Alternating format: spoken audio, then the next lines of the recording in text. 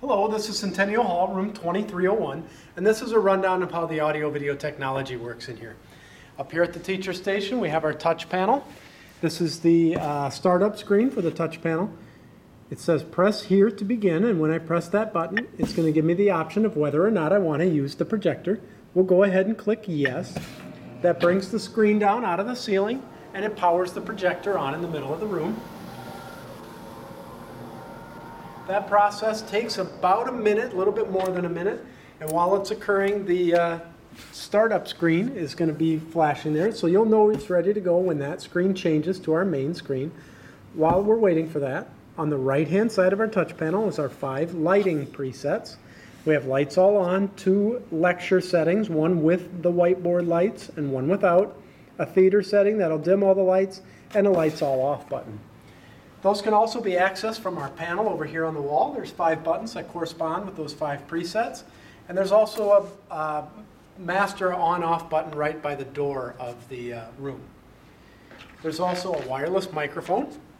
If I take the wireless microphone and I go to the top of it and I switch it on, then the wireless microphone will be active, and anything I say is going to be reinforced in the speakers in the room.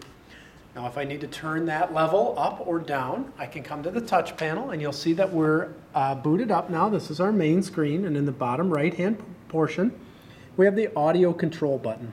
When I press that, I'll get some options, and the wireless microphone is on the left.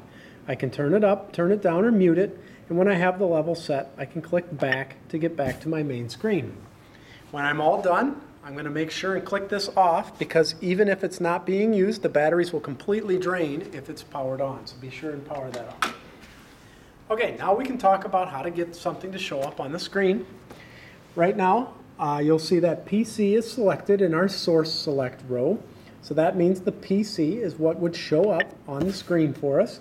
Now, in order to log on to the PC, the first half of your UWL email address, or sorry, the first part, the part before the @ sign, is going to be your username, and then the password is going to be your UWL net ID, and then you'll be able to log on to the computer, and you'll be able to press the button and show it on the big screen for us. The next buttons are our laptop buttons, the next items on our source select row here. We have the VGA laptop and a digital laptop, or an HDMI laptop connection. I'm going to go ahead and show you the cable cubby here. This is where all the connections are going to be. There's even a power supply in there, so you can plug right in. You don't have to rely on your battery.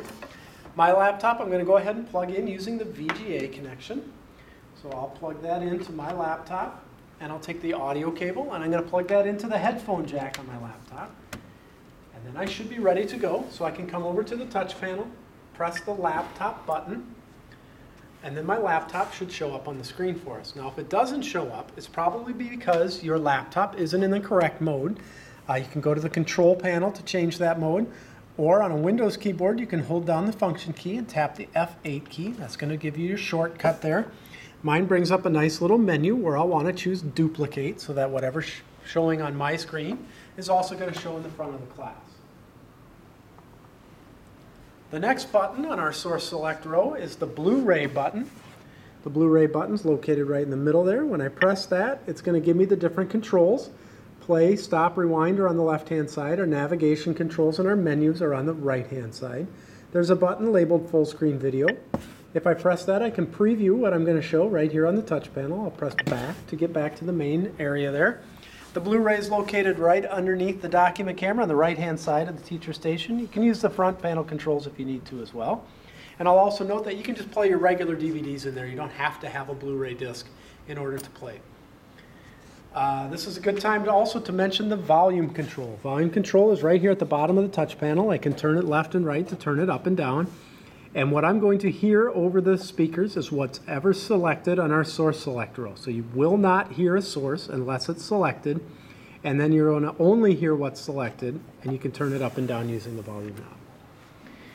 The document camera then is on the right-hand side of the teacher station. The power button's in the back. I can press the power button. When the light becomes a solid green, I'll know that it's ready to go. My advanced features are up here next to the camera. I can zoom in and out using the zoom wheel. I have auto and manual focus and a few other options available there. When it's all set, I can hit Document Camera on the touch panel. It takes just a second, just like with all the sources, for everything to sync together. And once it does, it's going to show up. And anything I do is going to show up on the screen for us. The last button that we'll talk about here is the auxiliary button. The auxiliary button is right there. And when I press that, it's going to give me a little sub-menu asking if I want to use S-video or composite video. And the connections for that are located right back in our cable cubby there. They do share the audio, so that the audio will be the same for either one. But you have S-video and composite video. So if you wanted to bring in your video camera or your iPod or something like that and show it on the screen, you certainly could. You can connect it using those auxiliary ports and then control the device however you need to. On the left-hand side of our touch panel then, we have a projector power button. That's going to power down the projector but not power down the room. We have a video mute button, which you can definitely use in conjunction with your screen up and screen down. The video mute will not power down the projector, but will remove the image from it. It'll just send a black screen, so there's nothing there. And then if you put the screen up, then you can use the whiteboard without powering the system down and having to wait a minute while it powers down and another minute while it powers up. As soon as you're ready to show your regular video again, you can just bring everything back down by hitting the video mute and the screen up and down button again. There's a microphone mute button there, and the bottom button here says help. And when I press that button, the names and phone numbers of a couple of the Academic Technology Services staff pops up. If you ever have any problems or questions or something goes wrong during class, those are the numbers that you would call to get assistance. I can hit OK to get back to my main screen, and then in the bottom right-hand corner, we've got a System Off button. When I press that, it asks me if I'm sure I want to power down. I'm going to click yes so that it powers down the projector and saves the life of the projector bulb for us. And it's also going to bring the screen up. And then I'll also remind you that if you ever have any questions or concerns or need assistance of any kind, please call the Academic Technology Services and we'd be happy to help. Thank you.